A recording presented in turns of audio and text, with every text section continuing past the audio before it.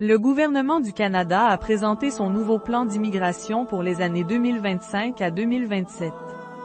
Ce plan trace les grandes orientations du pays en matière de résidents permanents, de résidents temporaires et d'immigration francophone.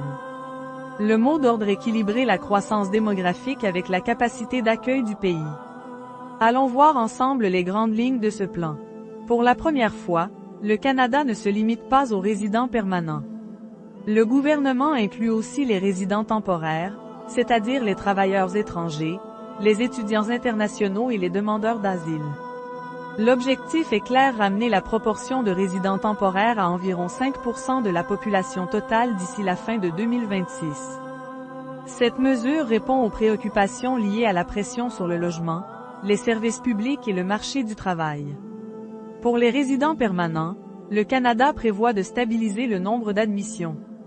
En 2025, environ 395 000 nouveaux résidents permanents. En 2026, environ 380 000. Et en 2027, environ 365 000. Ce léger ralentissement vise à favoriser une meilleure intégration des nouveaux arrivants, surtout dans les provinces où la croissance démographique a été rapide. Pour les résidents temporaires, c'est une nouveauté importante. Ottawa fixe désormais des repères chiffrés en 2025, environ 673 650 admissions temporaires.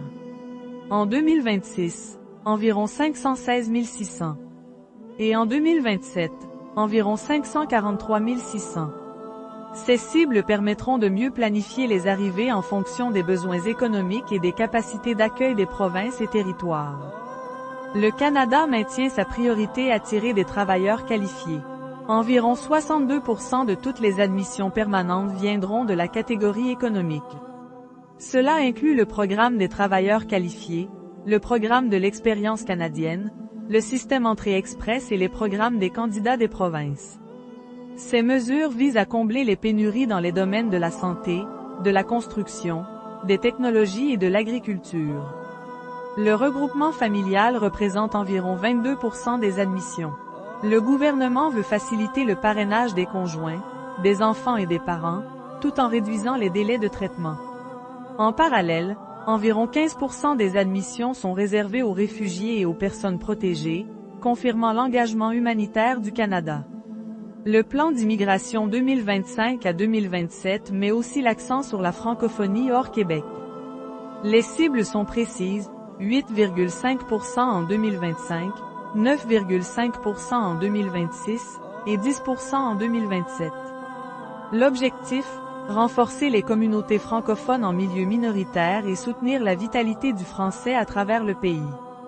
Le gouvernement insiste sur la nécessité de coordonner immigration, logement et infrastructures. Les nouveaux objectifs doivent s'accompagner d'investissements dans le logement abordable, la santé et les transports.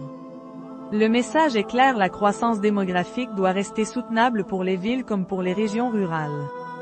Ottawa veut bâtir une immigration prévisible, durable et responsable, tout en conservant le Canada comme une destination attractive pour les talents du monde entier.